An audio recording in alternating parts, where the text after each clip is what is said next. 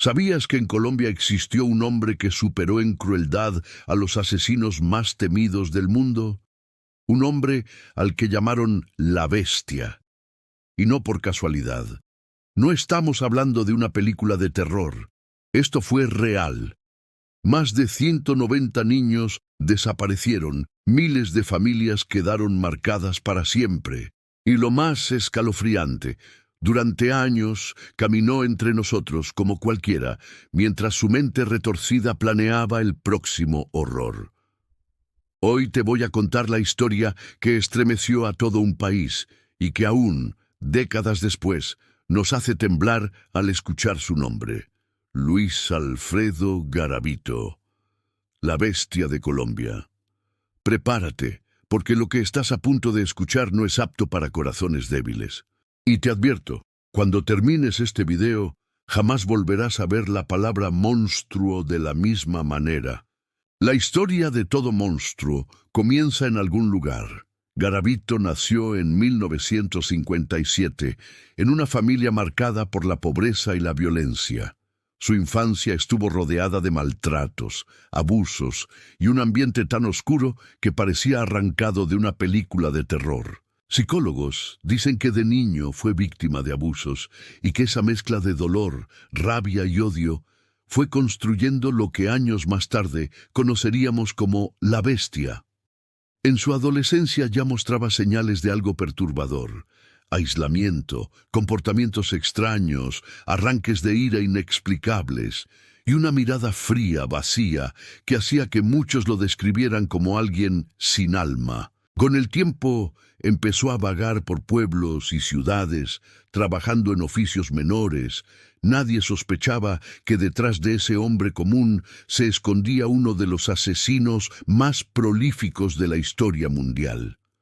Pero no fue hasta los años 90 cuando la Bestia empezó a mostrar su verdadero rostro, y el país entero caería en una pesadilla sin fin.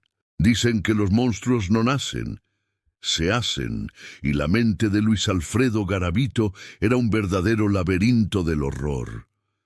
Durante su juventud, mientras viajaba por pueblos pequeños, se le veía como un hombre solitario, de mirada perdida y sonrisa incómoda.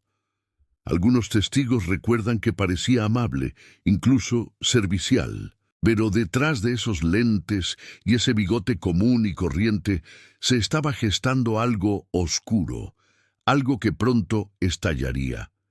Psicólogos y criminólogos que estudiaron el caso después decían que Garavito mostraba todos los rasgos de un depredador sexual serial: carisma superficial, frialdad emocional, inteligencia para planear y cero remordimientos. Lo perturbador era su capacidad de adaptarse. Cambiaba de ciudad, de apariencia, de historias, todo para cazar sin ser descubierto. Él mismo confesó en entrevistas que en algún punto perdió el control, que una fuerza lo empujaba a seguir una y otra vez sin poder detenerse, que cada crimen era como una especie de adicción macabra. Y mientras más avanzaba, más perfeccionaba su método. La policía de la época no tenía bases de datos avanzadas ni tecnología para rastrear desaparecidos. Así que la Bestia aprovechó ese vacío para moverse libremente, dejando un rastro de dolor que nadie conectaba, hasta que ya era demasiado tarde. Este hombre no solo cometía crímenes, los planeaba con precisión escalofriante. Y lo peor, actuaba como si nada hubiera pasado, como si fuera un ciudadano común. La Bestia caminaba entre nosotros, invisible, hasta que ya había destruido cientos de vidas. Entre 1992 y 1999, Garavito llevó a cabo una de las oleadas de terror más horribles que Colombia haya visto.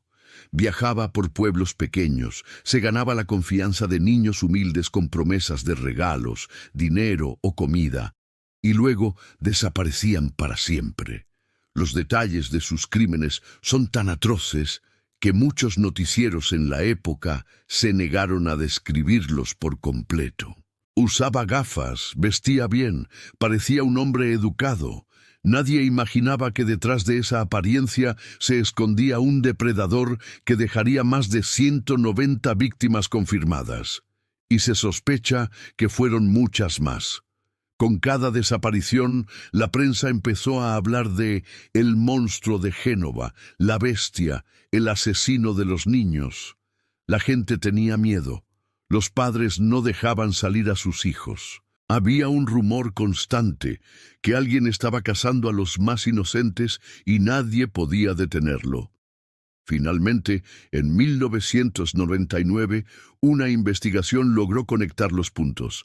Testimonios, pistas y el hallazgo de restos humanos lo llevaron directo a Garavito. El país no podía creerlo. El peor asesino en serie de nuestra historia tenía un nombre y un rostro. Cuando Garavito fue capturado, las confesiones fueron escalofriantes. Aceptó uno a uno los crímenes, describiéndolos con una frialdad que dejó sin palabras a jueces y periodistas. Fue condenado a más de 1800 años de prisión. Pero aquí viene el giro macabro. En Colombia existe un tope máximo de 40 años. Eso significaba que el monstruo más peligroso del país podría quedar libre algún día. La indignación fue total. Organizaciones de derechos humanos, familias de víctimas y toda la opinión pública no podían entender cómo alguien con tantos crímenes podía recibir beneficios legales. Hubo rumores de que podría salir en libertad en 2023, aunque finalmente murió en prisión en 2023, llevándose consigo secretos que tal vez jamás conoceremos. Garavito pasó sus últimos años casi como un fantasma dentro del sistema carcelario, odiado, temido y recordado como el monstruo que marcó la historia criminal de Colombia. El caso de Luis Alfredo Garavito nos dejó muchas lecciones, cómo la violencia, la falta de protección a la infancia y la impunidad pueden crear monstruos que caminan entre nosotros sin ser detectados. Hoy, décadas después, todavía nos preguntamos, ¿cómo pudo alguien causar tanto dolor durante tanto tiempo sin ser atrapado antes? ¿Qué falló como sociedad para permitir que la bestia dejara un rastro tan sangriento? La historia de Garavito no es solo una crónica policial, es una advertencia. Los monstruos no siempre tienen cuernos ni colmillos. A veces usan gafas, sonríen y parecen inofensivos.